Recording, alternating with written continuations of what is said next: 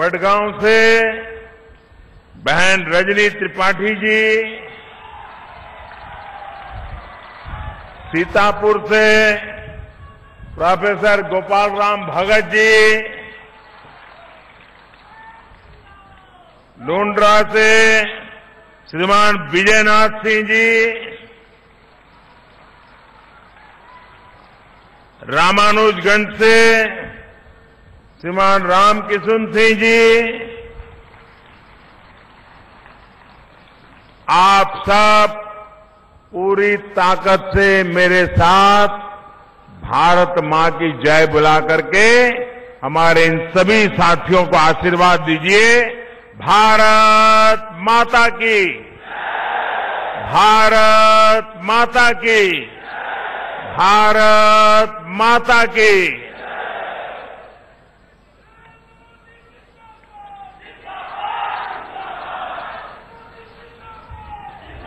आज मुझे फिर एक बार अंबिकापुर आने का सौभाग्य मिला है।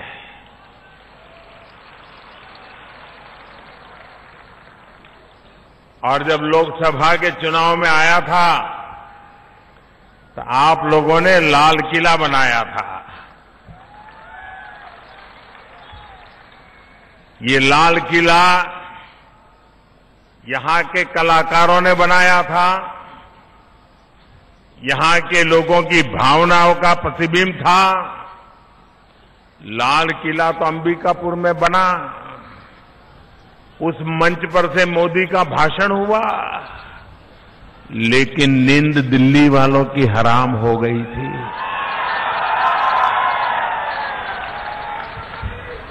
मैं हैरान था, मेरी इतनी सभाएं होती थी, लेकिन जितनी अंबिकापुर की सभा की चर्चा हुई किसी की भी नहीं हुई,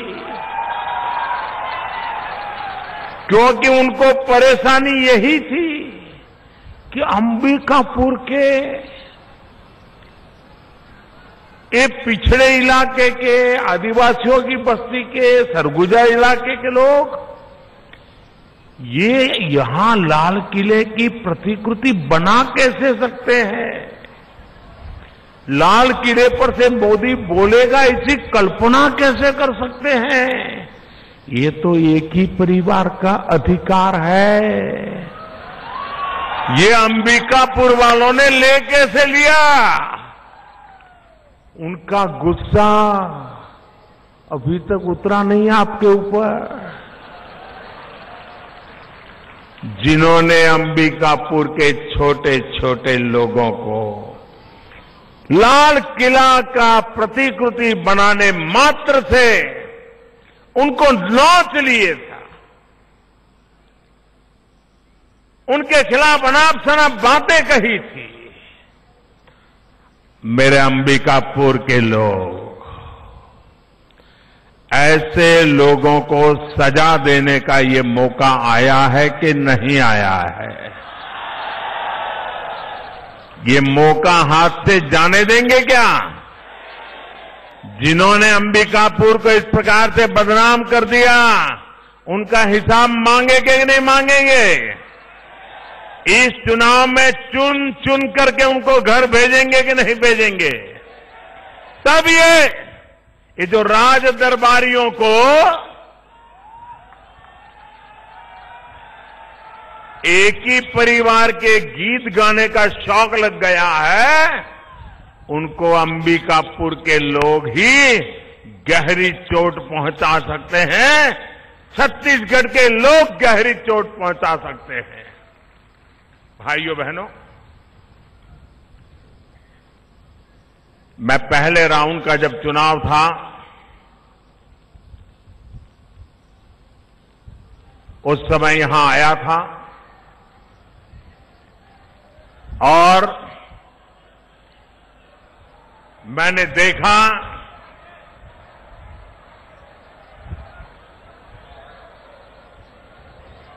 कि जिस प्रकार से प्रथम चरण के मतदान में लोगों का उमंग, लोगों का उत्साह और विकास के लिए वोट देने का जो संकल्प था, वो मैंने अपनी आंखों से देखा है। एक तरफ बम, बंदूक, पिस्तौल का भय दिखाया जा रहा था,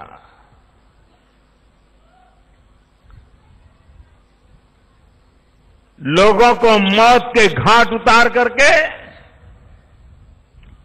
लोकतंत्र का गला दबोचने का निर्लज्ज प्रयास हो रहा था। सारी दुनिया को इस बात को समझना होगा कि हिंदुस्तान की गांव, गली गलियारे तक हर इंसान के जहन में लोकतंत्र के प्रति आस्था कितनी गहरी है। लोकतंत्र ही, जनता की समस्याओं का समाधान करने का उत्तम से उत्तम रास्ता है। ये पहले चरण के बस्तर के मतदान ने, मतदाताओं ने बता दिया है। मैं आज जब छत्तीसगढ़ की धरती पर आया हूं तो सबसे पहले लोकतंत्र के प्रति ये श्रद्धा प्रकट करने के लिए, सामने मौत के खेल खेले जा रहे थे, फिर भी डरे बिना, झुके बिना, थके बिना इतनी भारी मात्रा में मतदान किया। वो एक प्रकार से भारत के लोकतंत्र की ताकत को छत्तीसगढ़ के बस्तर के जंगलों में रहने वाले मेरे आदिवासी भाइयों बहनों ने सिद्ध कर दिया है। और हिंसा के रास्ते जनता के अधिकारों को दबोचने वाले लोगों को करारी चोट पहुंचाई है। जो काम सुरक्षा बलों के बंदूक की गोलियां नहीं कर सकती, वो काम बस्तर की जनता ने वोटिंग मशीन पर, ईवीएम मशीन पर उंगली दबाकर कर करके दिखाया है। मैं बहुत बहुत बधाई देता हूं। मैं गर्व अनुभव करता हूं मेरे देश के ऐसे लोकतंत्र के प्रति समर्पित नागरिकों के प्रति। उन्होंने तो चुनौती दी थी कि चुनाव के बाद जिसकी उंगली पर मतदान करने का काला निशान होगा, उसकी उंगलियां काट दी जाएगी। भाइयों बहनों, उंगलियां काट देने की चुनौती देने वालों को लोगों ने जो जवाब दिया है, वो छत्तीसगढ़ के दूसरे चरण के मतदान के लिए भी बहुत बड़ी प्रेरणा है। भाइयों बहनों, बस्तर के लोगों ने जो हिम्मत दिखाई है, आप मुझे बताइए, उस हिम्मत का समर्थन करना चाहिए कि नहीं करना चाहिए? उस हिम्मत का समर्थन करना चाहिए कि नहीं करना चाहिए? बस्तर के लोगों ने जो मतदान किया है, उनका गौरव गान करना चाहिए कि नहीं करना चाहिए? करना चाहिए, पक्का करना चाहिए। लेकिन करोगे कैसे? इसको करने का तरीका बड़ा सरल है। 20 तारीख को आप अपने पुराने सारे रिकॉर्ड तोड़ दो, बस्तर के भी रिकॉर्ड तोड़ दो। इतना भारी मतदान करो, इतना भारी मतदान करो कि बस्तर के लोगों ने जो हिम्मत दिखाई है, उस हिम्मत के प्रति आपका भी एक गौरव गान थप्पा लग जाए। इसलिए मैं आपसे अनुरोध करता हूं कि भारी मतदान कीजिए। भाइयों बहनों, आप मुझे बताइए, सरकार किसके लिए होती है? क्या सरकार अमीरों के लिए होती है? अगर अमीर के बच्चे को पढ़ना है तो वो तो बड़े शहर की महंगे से महंगी हॉस्टल में बच्चों को रख करके पढ़ाई करवा देगा। सरकार की जरूरत होती है गरीब बच्चों की पढ़ाई के लिए। अमीर का परिवार में बीमारी आ जाए तो उन्हें सरकार की क्या परवाह है। वो तो हवाई जहाज में बैठ करके अपने रिश्तेदार को लेकर के अच्छे से अच्छी अस्पताल शहर में चला जाएगा, उपचार करवा के आएगा, नोटों के जोर पे काम कर लेगा। गरीब का परिवार का स्वजन अगर बीमार हो जाए उसको तो सरकार के सिवा कोई सहारा नहीं होता है। सरकार गरीब के लिए होती है। भाइयों बहनों, शहर में बड़ी बड़ी सड़कें हो, लेकिन अगर गांव में सड़क नहीं होगी तो विकास का लाभ कैसे पहुंचेगा। और इसलिए नागरिकों के लिए सरकार चुनने का एक ही मानदंड होता है, और वो मानदंड ये होता है, क्या सरकार अपने पराये का भेद तो नहीं करती है। सरकार मेरे तेरे के बीच में खाई तो पैदा नहीं कर रही है। सरकार गांव और शहर के बीच में भेद तो नहीं कर रही है। सरकार मेरी बिरादरी तेरी बिरादरी, मैं इस बिरादरी से हूं तो उसका तो काम होगा, तुम उस बिरादरी के हो तुम्हारा काम नहीं होगा, ऐसा भेदभाव तो नहीं करती है। भाइयों बहनों, इन किसी भी तराजू पर देख लीजिए, आज देश में एकमात्र भारतीय जनता पार्टी ऐसी है, एकमात्र, जो बिना भेदभाव के, बिना मेरे तेरे, बिना अपने पराये, किसी भी प्रकार का भेद किए बिना एक मंत्र को लेकर के चल रही है, सबका साथ सबका विकास। हमें साथ भी सबका चाहिए और हमें विकास भी सबका करना है। सिर्फ उनका नहीं जो हमें वोट दे, जो हमें वोट देते हैं वो भी मेरे छत्तीसगढ़ के हैं, जो हमें वोट नहीं दे पाते हैं वो भी मेरे छत्तीसगढ़ के हैं। इस विचार को लेकर के हमने काम किया है। भाइयों बहनों, आप मुझे बताइए, कभी कभी हम पुरानी बातें भूल जाते हैं, उसके कारण बहुत नुकसान हो जाता है। जब ये छत्तीसगढ़ बना, अटल बिहारी वाजपेयी जी ने बनाया। उत्तराखंड बना, उसके पहले आंदोलन चले, गोलियां चली, माताओं बहनों पर जुल्म हुआ, नौजवानों को जेलों में बंद कर दिया। पुरानी सरकार ने उत्तर प्रदेश में विभाजन करके अलग उत्तराखंड बनाने के खिलाफ बहुत बड़ी मुहिम छेड़ी थी। आखिरकार उनको झुकना पड़ा था। भाइयों बहनों, ये अटल बिहारी वाजपेयी थे। छत्तीसगढ़ के विकास के लिए न गोलियां चली, न आंदोलन चले, न सर कटे। अटल बिहारी वाजपेयी जी ने सामने से आकर के छत्तीसगढ़ के सपनों को पूरा करने के लिए छत्तीसगढ़ बनाया था। ये कांग्रेस पार्टी अनेक वर्षों तक तेलंगाना की मांग ठुकराती रही,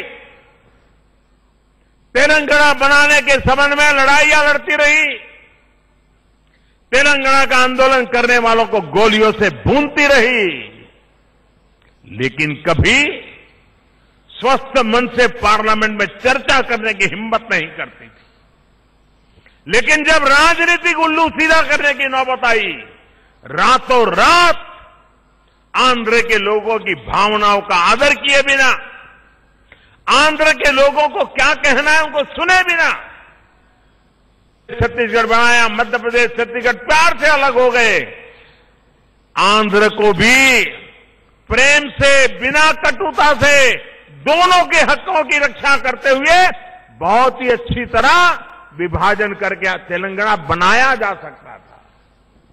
लेकिन खाई न पैदा करे, टकराव पैदा न करे, भाई भाई को लड़ाए नहीं, तब तक ये कांग्रेस को चैन नहीं पड़ता है। और इसलिए भाइयों बहनों, ये अटल बिहारी वाजपेयी, ये भारतीय जनता पार्टी की दीर्घदृष्टि रही है कि हमने कोई कटुता नहीं, कोई तनाव नहीं, कोई संघर्ष नहीं, मिलजुल करके आगे बढ़ने के रास्ते खोजे और उसमें से छत्तीसगढ़ बना। लेकिन जब छत्तीसगढ़ बना था, जब छत्तीसगढ़ बनने के पहले आप मध्य प्रदेश हुआ करते थे, होते थे कि नहीं होते थे? जो 18 साल की उम्र के हो गए उनको पता नहीं होगा, जो 18 साल से बड़ी उम्र के उनको पता होगा कि पहले आप मध्य प्रदेश थे। और जब अटल जी ने छत्तीसगढ़ बनाया तब मध्य प्रदेश में सरकार किसकी थी? कांग्रेस की सरकार थी। उस समय वहां दिग्विजय सिंह राज करते थे, दिग्गी राजा। और वो छत्तीसगढ़ किस काम के लिए आते थे उसको तो बोलना मुझे शोभा नहीं देता है। उनके लिए ये बस्तर आना, छत्तीसगढ़ के इलाके में आना, वो तो पता नहीं किस किस कामों के लिए आते थे, वो तो यहां की जनता भली भांति जानती है। और जब विभाजन हुआ मध्य प्रदेश में, जो चुनावी मैनिफेस्टो लेकर के उस समय मध्य प्रदेश में कांग्रेस सरकार बनी थी, विभाजन हुआ तो यहां जोगी का बहुमत में सरकार बनाने का मौका मिला, वहां दिग्गी राजा को मिला। लेकिन ये उनकी जिम्मेवारी थी कि कांग्रेस ने उस चुनावी वादे किए थे, उन वादों को पूरा करना चाहिए। मैं यहां के पत्रकारों से कहता हूं, मैं यहां के विद्वानों से कहता हूं कि छत्तीसगढ़ बनने से पहले जो मध्य प्रदेश का आप हिस्सा थे, दिग्गी सरकार थी, कांग्रेस पार्टी ने उस समय चुनाव के जो वादे किए थे जरा उसको निकालिए। 5 साल उन्होंने, 2 साल मध्य प्रदेश के रूप में, 3 साल मध्य प्रदेश और 3 साल छत्तीसगढ़ के रूप में, उधर दिग्गी राजा, इधर अजीत जोगी, उन्होंने राज किया था। लेकिन जो चुनावी उन्होंने घोषणा पत्र जाहिर किया था उसमें से 62% काम चौंक जाएंगे मेरे भाइयों बहनों। जनता की आंख में धूल कैसे झोंकते हैं, चुनावी वादे कितने फरेब होते हैं, कितने गुमराह करने वाले होते हैं। जीता जागता सबूत है कि उस 3 साल में और 2 साल दिग्गी राजा के कार्यकाल में मध्य प्रदेश में और छत्तीसगढ़ में 62%, 60% से भी ज्यादा चुनावी वादों को उन्होंने खोल करके देखा तक नहीं था। उनके वादे खोखले निकले थे। ये कांग्रेस का कल्चर समझ लीजिए। चुनाव आते ही भांति भांति के पटारे खोल देते हैं। जाना क्या है? उन्हें मालूम है आने वाले तो है नहीं, तो बोलने में क्या जाता है, क्या जाता है। ये ऐसे ही लोग हैं। आपने देखा होगा टीवी पर वो एक बाबा आता है, वो कहता है आप पकौड़े खाए थे, अच्छा पकौड़े खाओ आपका हो जाएगा, ऐसा बोलते हैं ना कुछ। छत्तीसगढ़ के अंबिकापुर से प्रधानमंत्री नरेंद्र मोदी को सुन रहे थे। दूसरे चरण का चुनाव 20 तारीख को और उससे पहले चुनावी घमासान में जोर लगाते हुए